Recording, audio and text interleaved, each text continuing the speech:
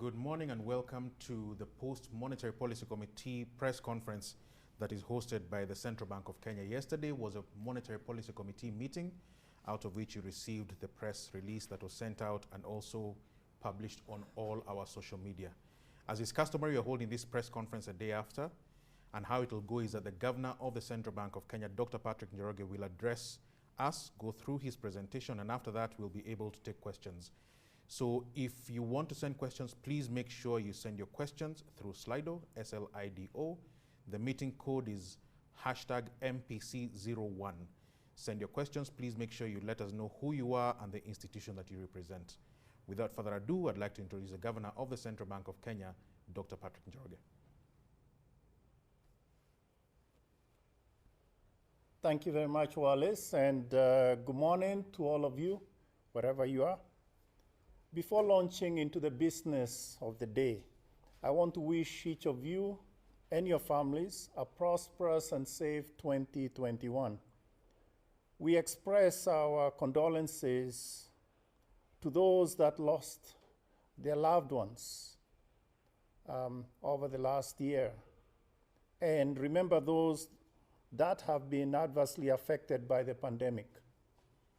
We also remember with gratitude all those that have worked tirelessly to keep us safe and healthy.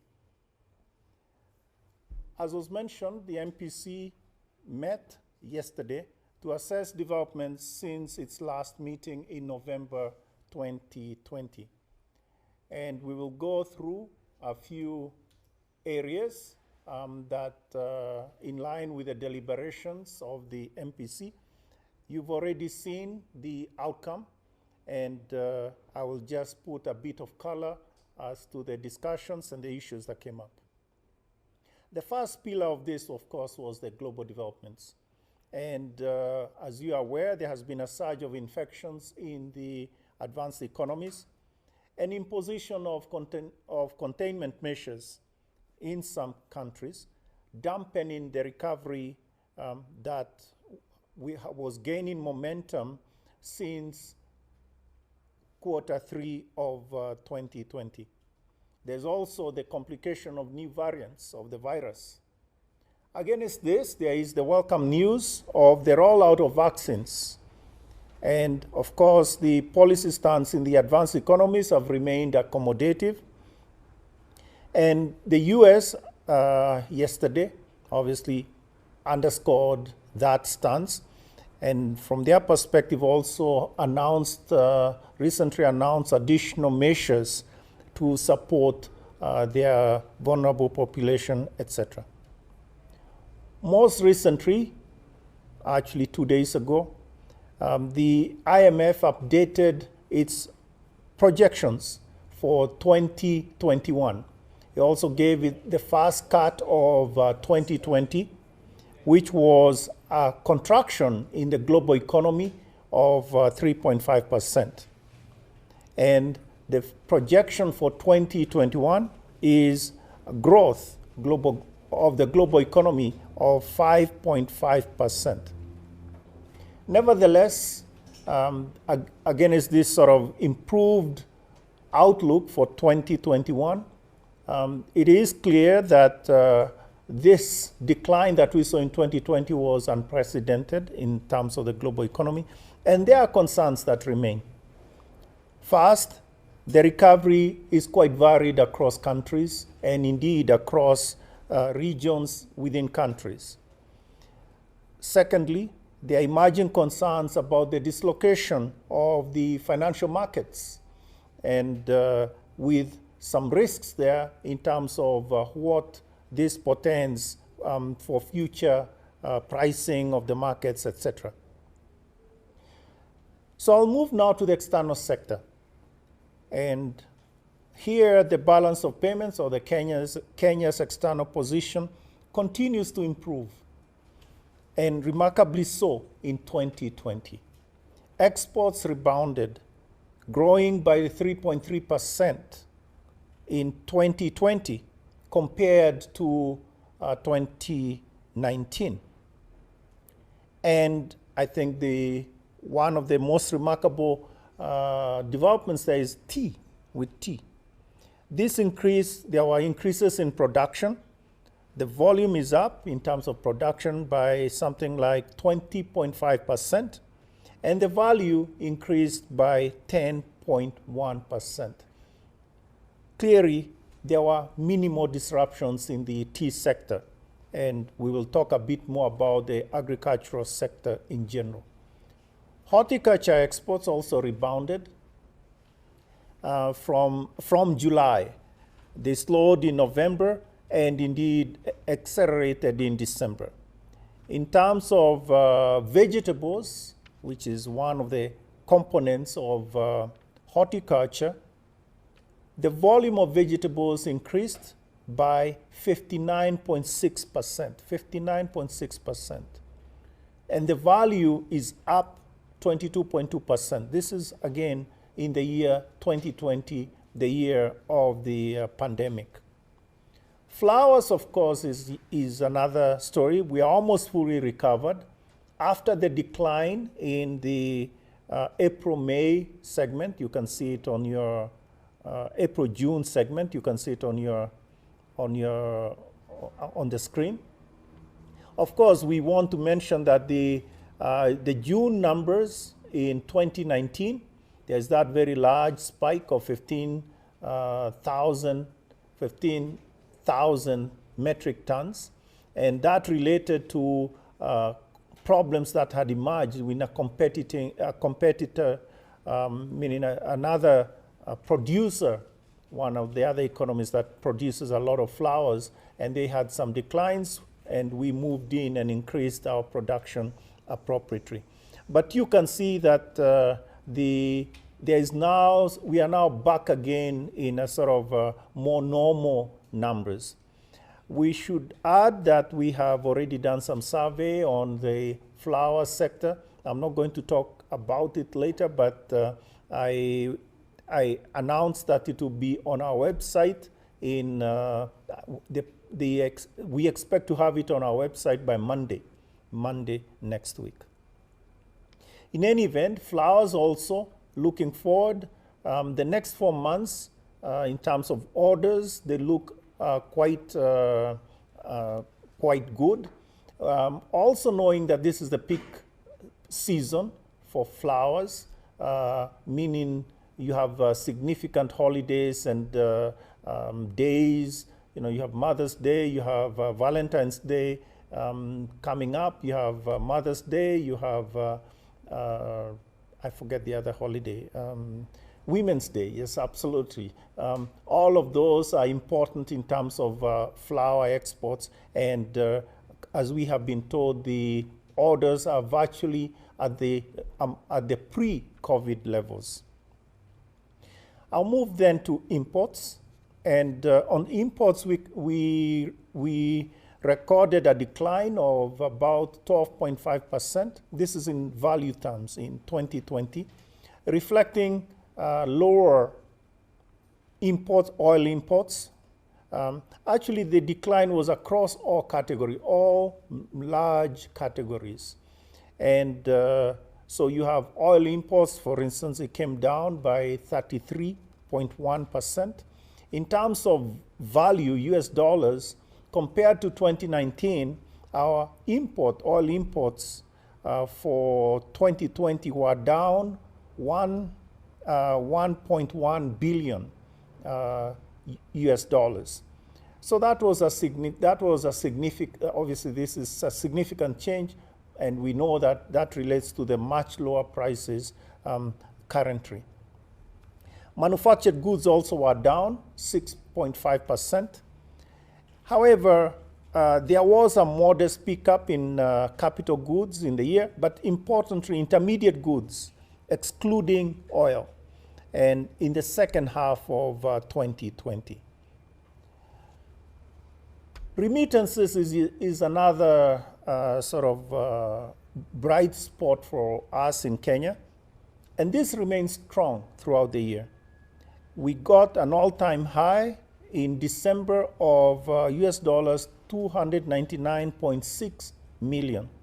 And for 2020 as a whole, this was also a record number of 3.1 billion US dollars, which is 10.7% higher than what it was in 2019.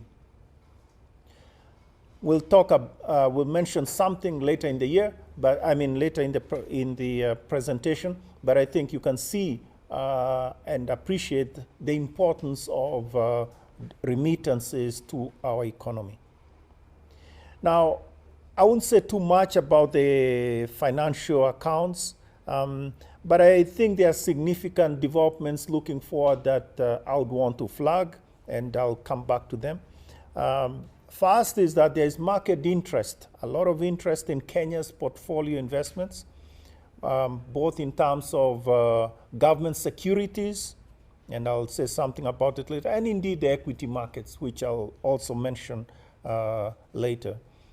Secondly, there is expectation, or the government is moving towards reconfiguring its portfolio of external debt, which obviously will have some, let's say, action on or will lead to some, or will have consequences on the financing, as it were, of this debt.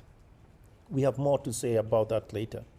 Bottom line is that the current account deficit is now estimated at 4.8% in 2020, and is now projected at 5.1% in 2021. You can see that slide that shows the evolution of the current account. From 2014, it was 10.4. You can see it has come down to around 5%. Now it's 4.8 and 5.1. And we have made the point that we expect it to stabilize in the medium term around 5% of GDP. Against this, of course, the reserves, and currently they remain adequate. There is the most recent numbers that were quoted in the communique, in the press release. But I wanted to also quote the level of reserves that we had when we closed the year 2020, and this was 7.750 million. So no, sorry, 7.750 billion US dollars, which corresponds to 4.76 months of imports. So that is adequate, and of course, against that, we expect, given the developments that we are expecting in 2021, the current account evolution, etc., we expect that the foreign exchange market will remain as it was, meaning stable, and meaning we will maintain the same stance and the same policy in terms of our exchange rate, freely flexible exchange rate, and will only intervene to minimize volatility. That has served Kenya well, and in particular in the context of the shocks that came in 2020. It's important to acknowledge the sort of, let's say, the pillars of our economic resilience, and one of which is our flexible exchange rate regime. Let's move now to the domestic economy. We have used the information that was available to us, Q1, Q2, leading indicators in Q3 and Q4. We had not seen the Q3 data that the Kenya National Bureau of Statistics released this morning. But I think the point here is that our leading indicators covered Q3 and indeed also Q4, and it was on that basis that we ended up having our conversation. I'll go through some of the sectors. Agriculture, for instance. And this has been performing exceptionally well. I think the projections that we have there on production. You can see in terms of tea production, etc., leading indicators, but there are other elements. We obviously have gone through the sector, looking at it, looking at the, let's say, product by product, detailed product by product outcomes. And I think the point here is that the agricultural sector has been a bright spot. Actually, we expect it to grow well above the average over the last few years. So this is a good year for agriculture, and that is 2020. And of course, we expect some of that dynamism to continue in 2021. Construction also has been very strong. January to November numbers, cement production, for instance, was 19.7% stronger, meaning that growth of 19.7% relative to January, November 2019. Obviously, this has implications on the building sector directly, and also if other things like sand, ballast, which are used in, you may say, proportion, in the correct proportions with cement, but also other things, doors, construction things, etc. So it shows significant dynamism in the construction sector. Manufacturing is an interesting one, and I want to mention it as we discussed it. First, we saw the leading indicators have been very strong. Yes, very strong leading indicators in the manufacturing sector. However, we saw that the numbers that are reported by the sector were quite low. And so there's a problem there. There is something needs to be aligned there. So what are the numbers that we looked at? First, credit. Credit has remained strong, credit to the manufacturing sector. Sales turnovers have also been very strong, very good. I just mentioned that there has been a pickup towards in the second half of 2020, pickup in imports of intermediate goods, which are being used for all sorts of things to manufacture new things, whatever. Power consumption also have been strong, and this is a indicator that we look at very carefully.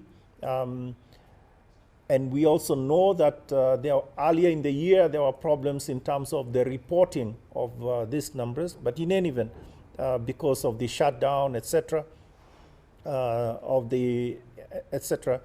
Also, the general PMIs that were reported by one of the surveys that one of the banks does every now and then, all these point to a very dynamic manufacturing sector. We should also say that if agriculture is doing well, agro-processing would generally be also doing very well. And there are things there, we've also seen new, let's say, processing of mangoes, etc., that is taking place around the country, etc. So these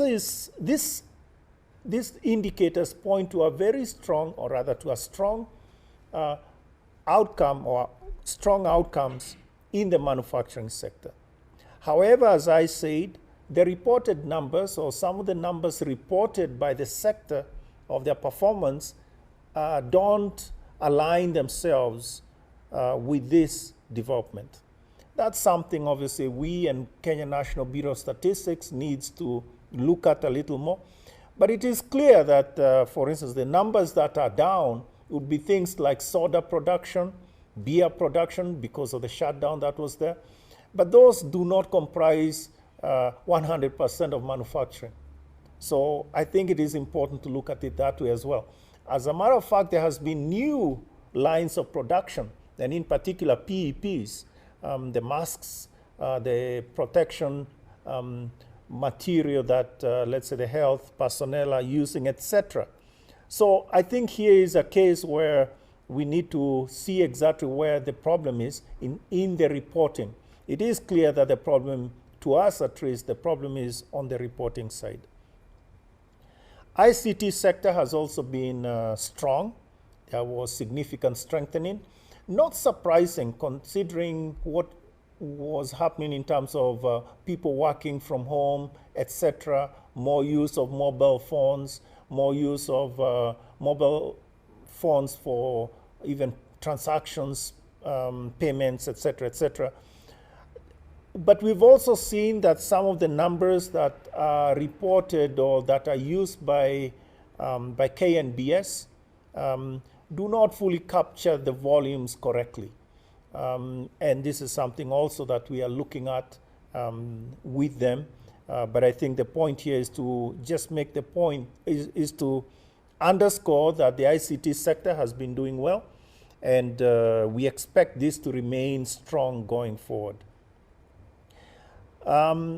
Two other sectors I want to mention, and then I want to flag and then leave it. Accommodation and restaurants.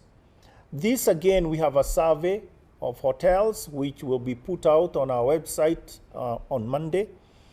But it shows of the 97% of respondents have reopened their sectors, and you can see it there. Now, this one differentiates the location of the hotels, the ones that are in Nairobi and then the rest of the country. And you can see the ones elsewhere in the country, virtually all of them are open. In Nairobi, there are some that are not open, but I think the numbers are high now, so we can. The problem, though, is the average bed occupancy. This, even though it has increased since the doldrums of April, this remains low at around 26% overall. And I think this is something that obviously we are looking at, meaning the sector is concerned about this. But again, for the tourists to come, the hotels have to be open. And I would also underscore that the tourist sector, the hotel sector, did get significant accommodation by the financial sector, the banking sector, in terms of restructuring their loans, etc. And the expectation there is that it would also help them maintain their workforce. Maybe not at full salary, but at a modest amount, so that they can reopen strong and, in a sense, hit the ground running. The other sector I want to flag is the education sector. This, I think, the issue here is a change in methodology by KNBS in terms of how they capture the real production in the sector.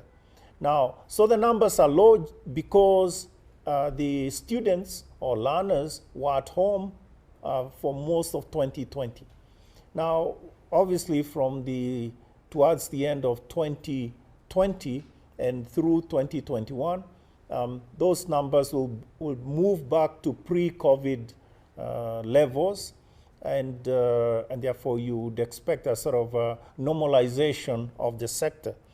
Obviously, we hope that the COVID issues are taken care of in the schools, and indeed that they remain safe in the learning institutions that they are in. So what's the bottom line here? I think the bottom line is that we expect modest growth in 2020, meaning that's what we should have, but a strong recovery in 2021, driven by agriculture, construction, manufacturing, etc.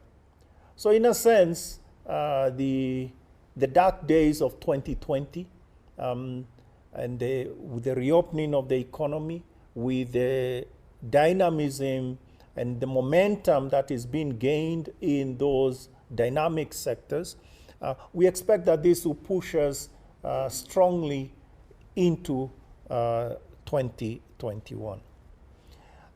Just one word about inflation. I think this is the point I would mention. Inflation remains low and well anchored. There's a slide about inflation if you want to. There it is. It's a very busy slide. I didn't quite like it, but there it is. But you can see inflation now is at about 5.6%. That's the headline inflation, overall inflation. And this is, of course, for November. We don't, for December. We don't have the January number. However, you can see the various components, non-food, non-fuel, that's the green one, remains low. Actually, it has remained below 3% for more than a year. Also, in terms of food, that's the blue one. It's now at 7.2. But you can see it's really come down from the peak that we had in late 2019. If you remember 2019, the price dynamics in the food sector were driven, the food sector were driven by the drought that we were suffering at the time. So that's when you had these very large increases in prices, but now we are back again in the lower numbers, obviously in the single digits. So we expect the prices, overall prices, to remain anchored and definitely to remain within the target band that we have, which is 5% plus or minus 2.5%. I want to say a few things about the banking sector, if you may. And I think here, as always, we are concerned and we watch the banking sector carefully. The sector is stable and resilient with adequate capital, etc. Liquidity also is adequate and well distributed. And the only point to mention here is credit risk remains elevated.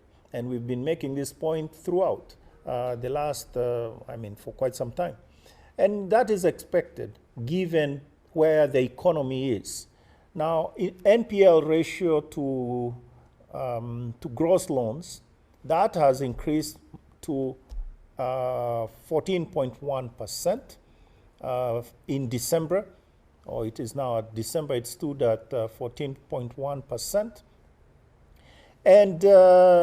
And yes, the question is, okay, so now with all the changes in the economy, where do we see this number surging? And is this really something that you could say is out of control? And the answer is no. We have done some scenario analysis, the what if kind of scenario. And really, if assuming that, and these are assumptions, right? Assuming that the economy remains flat, meaning the dynamism that I was talking about a moment ago does not reveal itself. Also assuming that the benefits of the reopening do not come through, meaning you are holding the economy sort of at its worst. If that continued, let's say, for another 3 months, we've calculated that NPLs obviously would rise, and we have calculated that this would rise maybe to 16 or 17% of gross loans. Those numbers are still manageable. Why are they still manageable?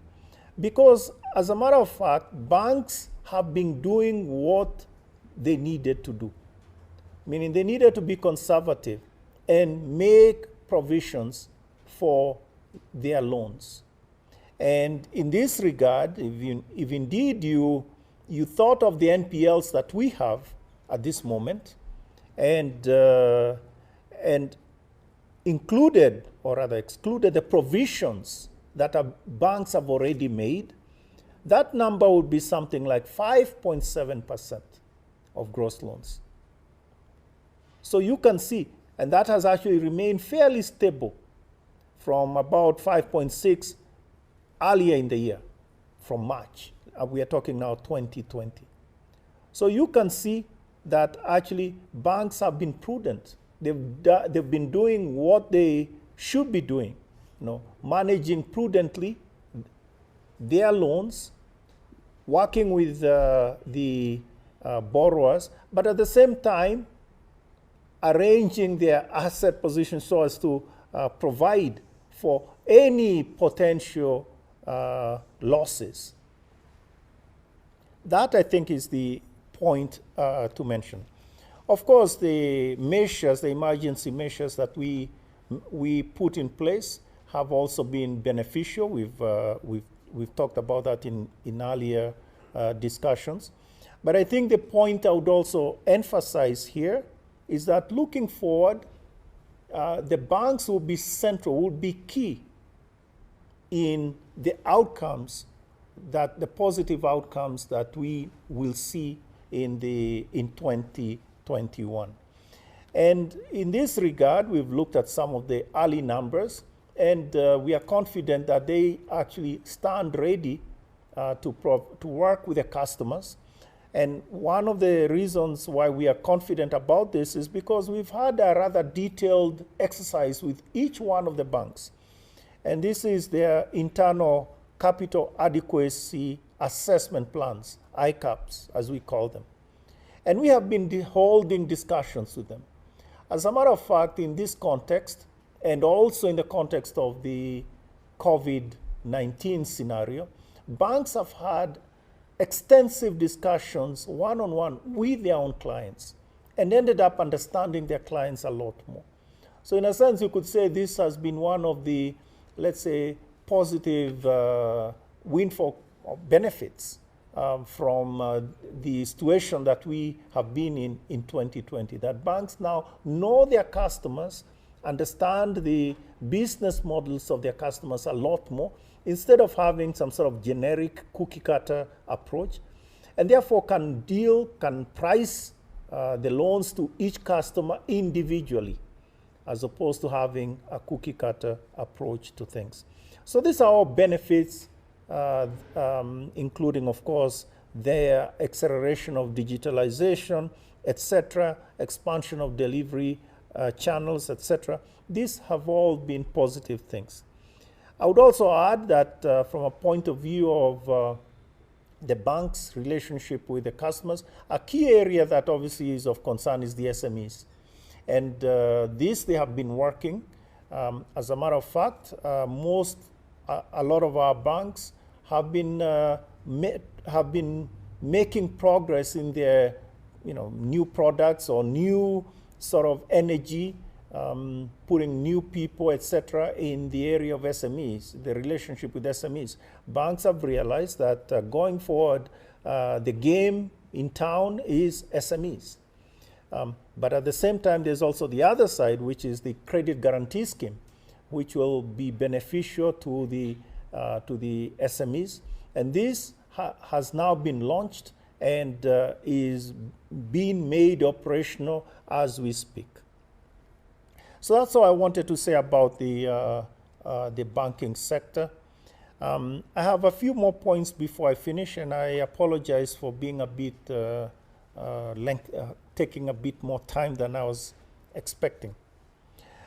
I think there are a few points I'd want to mention here, which is at the same time in the context of the meeting, we did look at the fiscal position and noted some strengthening right at the end of 2020, particularly December revenues, etc. But I think what we want to mention here, the significant thing here, is that the government continues to work on the economic recovery plan. And as part of that, yes, it will require some strengthening of their fiscal position, not just taxes, but also expenditures, and in a sense to anchor their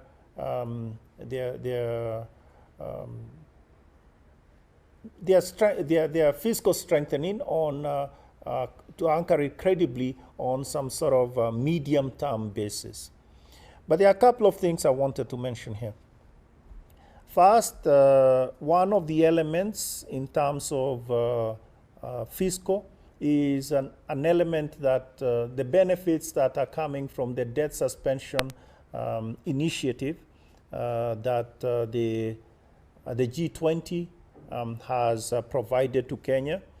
And basically, in terms of numbers, now I'll give you the US dollars numbers, but we can work on the Kenya shilling ones, but let's work with the US dollars for a minute.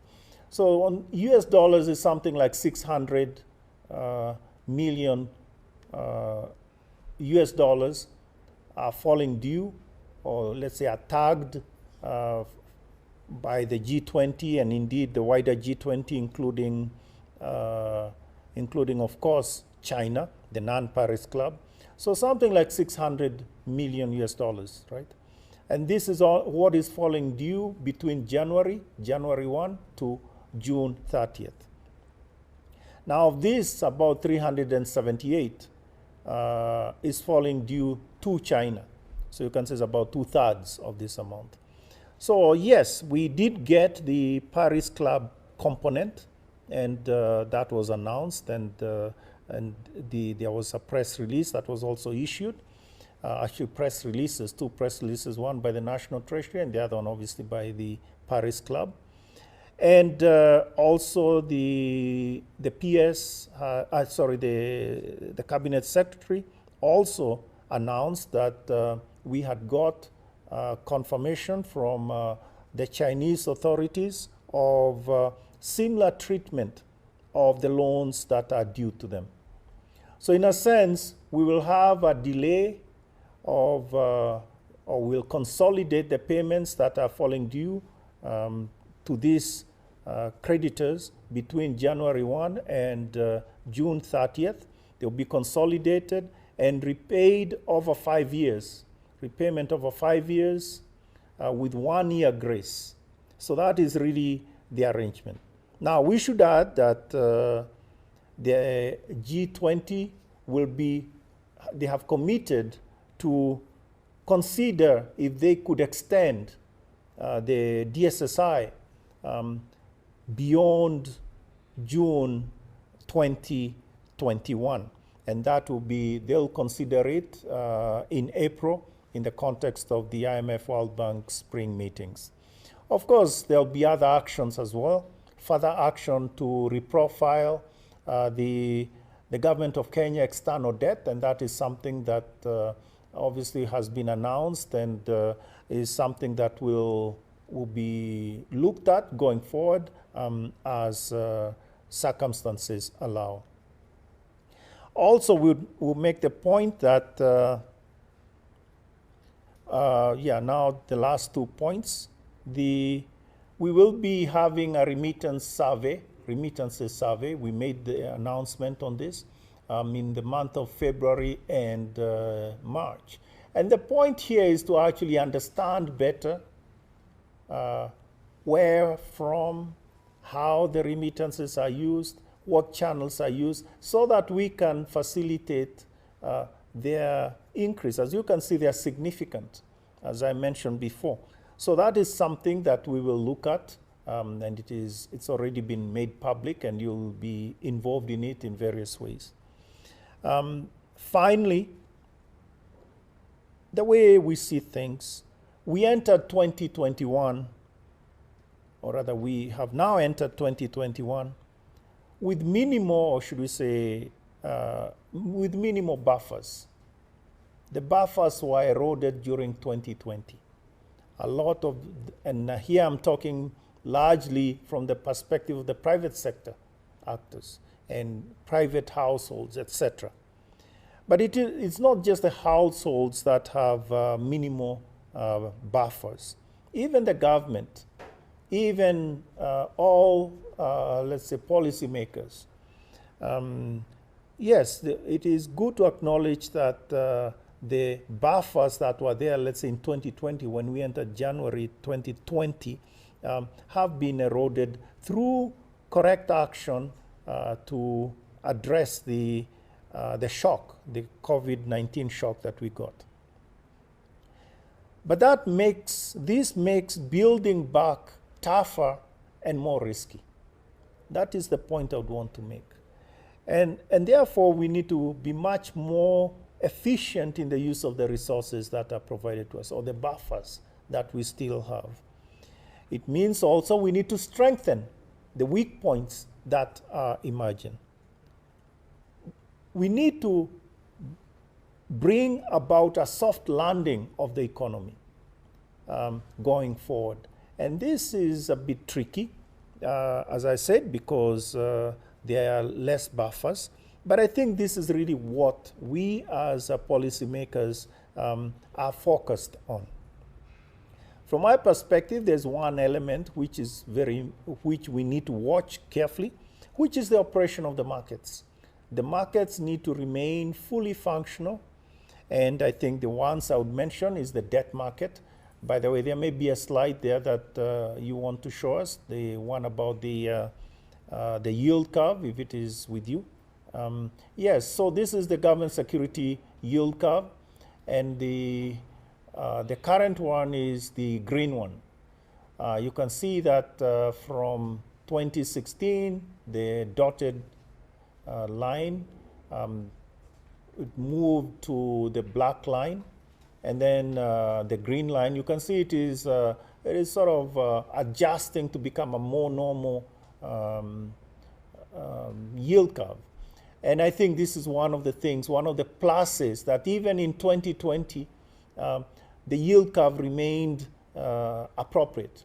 And this is something that ensures that the debt market remains operational. The money market, as I said, also has remained well, has functioned well. And indeed, the FX market, the foreign exchange market has also remained fully functional. So I want to stop it here and take your questions, please. That was the Governor of the Central Bank of Kenya, Dr. Patrick Njoroge. We will jump straight into the questions, and I want to begin with the first two. The first one is from Kefa. I believe this is Kefa Moirori from Radio Citizen. He asks, is a governor concerned over borrowers' risk as NPLs trend upwards? Should we expect an extended window to restructure loans as cushioning to banks after March? Second question is from Alan Aoko of KBC. He asks, the private sector insists that they still slow private sector credit growth. What are the bank's projections, especially as we see a jump in digital lending? Okay, thank you very much, Wallace. I think on the first one, I already answered that about risks from NPLs trending upwards. I explained that we have looked at this and run scenarios. So in a rather extreme circumstance, where we hold things at the lowest level, how would things look, let's say 3 months, 4 months forward? And I think the point there is that we see that the levels obviously will rise, but we believe that that is manageable. So we don't see any, let's say, dynamic emerging, negative dynamics that would emerge to cause significant concerns there, because we believe the numbers that are quoted are manageable by commercial banks. Of course, one could make the point that that is an extreme scenario, the one I talked about, and the economy, really the part about where the economy is going, the domestic economy, points to continued momentum and indeed economic dynamism. So one can make the point that maybe our assumptions were extreme, but I think the point here is that we have looked at it and the numbers look appropriate. The second question is about the private sector credit. I like this. Private sector insists. I would make the point that one of the issues that we need to see is, let's use data. Let's use actual data. I don't know about insisting. So what does the data show? what is the private sector credit growth for December? The number we have is 8.4. 8.4 for December. I believe that's the number. Could somebody? Yes, it is 8.4 for December. See, I even remember it. So I think the point there, and this is obviously a significant recovery. So in the context of COVID-19, the private sector credit growth has increased to that level. So I don't see much concern. Of course, we have the digital lending, etc. These are channels. These are channels for providing credit. They do not substitute credit. They're just channels. So they make the providing of credit more efficient, maybe in terms of quantum, etc. So it is more that, or timing, so the anytime, anywhere sort of outcomes. So I think this is actually beneficial to our economy, and we should be going there. After all, we should be going to a 24/7 economy.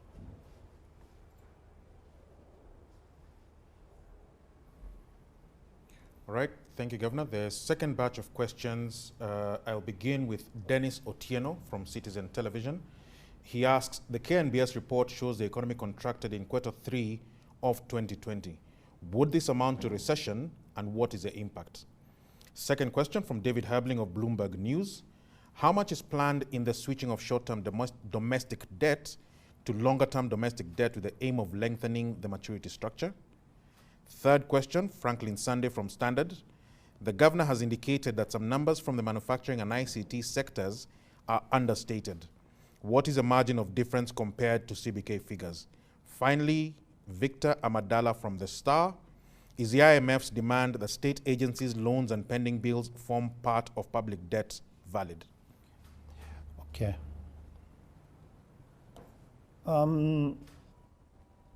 Okay, let's take the questions one by one.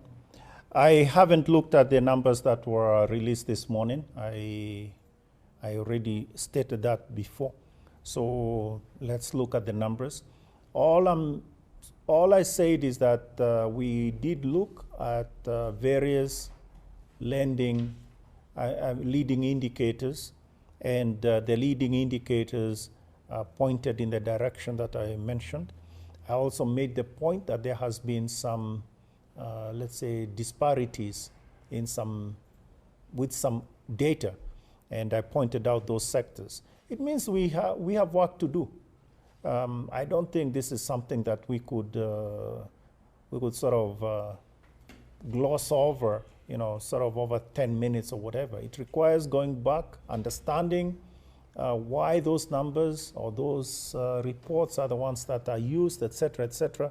So I think we are pointing to work that needs to be done. So so that's how I would answer the question by Dennis, and indeed the question by Franklin, whoever it is, I don't know who it was, Franklin Sunday, I think, about the numbers between the differences that, or understatement of numbers. I don't want to use the word understatement because I haven't, you'd ask me, okay, who has understated it? Is it KNBS? Is it ourselves? I don't want to get into that sort of discussion. All I'm saying is that those numbers have formed, the ones that I mentioned are at variance with others that have generally been used to indicate where the economy is, and we need to align them going forward. The question about planned switching of short-term debt to long-term debt with the aim of lengthening. I don't think, anyway, maybe to answer the question. First, where are we? And I want to quote some numbers so that we can be on the same page, right?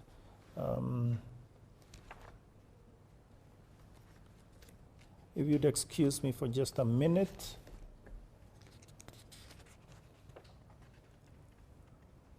So I think it is important to say that one of the targets of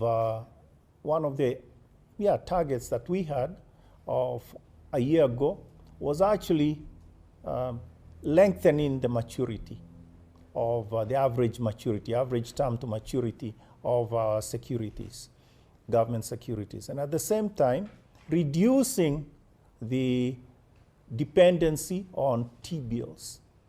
Treasury bills were really meant to be liquidity management instruments, not for long-term financing of the government projects, etc. So that is the thing. So in effect, we have, and this is an objective that is there and has to be done, let's say, incrementary. And today, the debt maturity profile has lengthened. The average time to maturity for treasury bonds has gone to, is now in January, is at 8.5 years. And this is up from 7.96. So somebody wanted to say 8 months, but anyway, whatever it is, 7.96 in January of January of 2020. And indeed, in January of 2019, this was down at 7.09 years. So you can see January 2019, it was 7.09, lengthened to 7.96, and now it is 8.5 years, January of 2021. I think that's remarkable performance. Also, in terms of dependency of reliance, as it were, on the T-bills, the ratio of T-bills to T-bonds has fallen. It now stands around 23%, 23 to 77%. I don't remember the number earlier, but that is anyway, we can give it to you. It's actually somewhere in our public document somewhere. So I think it is important to appreciate what has been going on, including during 2020. So there is no target as such in terms of, I can tell you we want to be here by the end of the fiscal year or the end of the calendar year, or whatever else it is. I think we are taking advantage, because remember, it's a market. So we are taking advantage of the situation in the market, meaning the appetite of the market makers. But I think the most important point here is to make sure that the market operates correctly, pricing correctly, and indeed there are no shocks that have been introduced.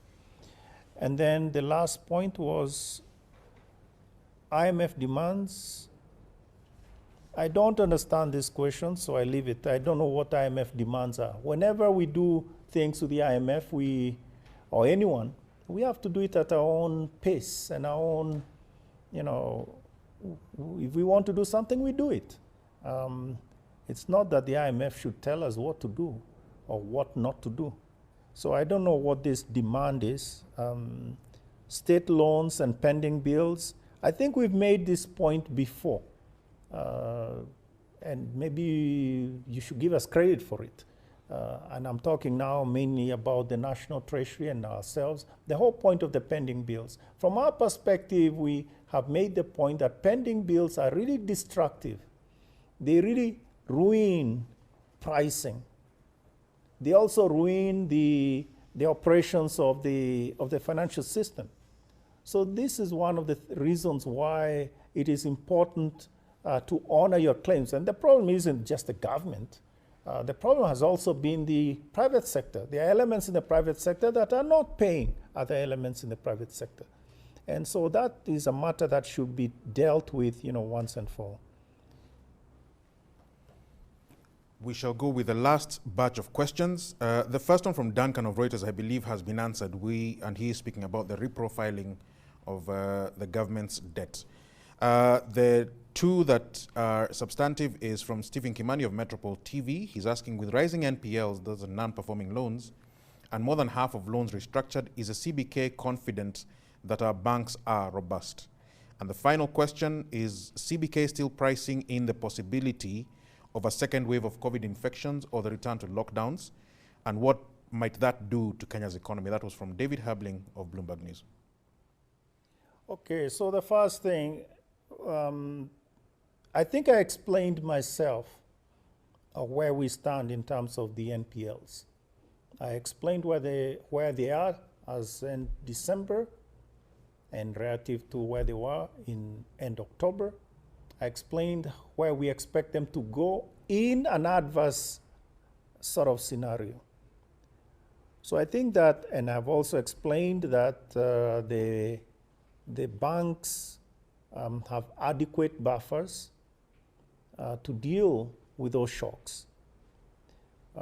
By the way, one of the things that we did, and we announced this, was to remind the banks to be prudent in their decision with regard to dividend, etc. And they have, as I have mentioned, they've actually been also prudent in terms of how they provide for potential losses due to non-performing loans, etc. So I think you can say that within the limits of our instruments, we are confident that we are looking at the things. I mean, I think that's the way we need to. Nobody has a crystal ball to figure out where things will be. But the question is, have we used the instruments that we have, standard instruments in the sector, in the field, to understand or to understand that the sector can handle a significant shock appropriately. So I think, Stephen, I've answered your question. The question about CBK pricing, I don't know now what this really, what do you mean by pricing? CBK is still pricing. This is technical. It sounds great, but I don't know what it means in reality. You ask the markets when the markets are working in this area. But of course, as I said earlier, there is this second wave that has come in the advanced economies, and that has direct implications to us, in particular in the accommodation or the hotel, the industry, etc. We've also seen that our flights have been canceled or we are not flying to some of those countries in Europe and the UK. But I think the point here is that we are not blindly assuming that this problem is just we are wishing it away. We cannot wish away problems.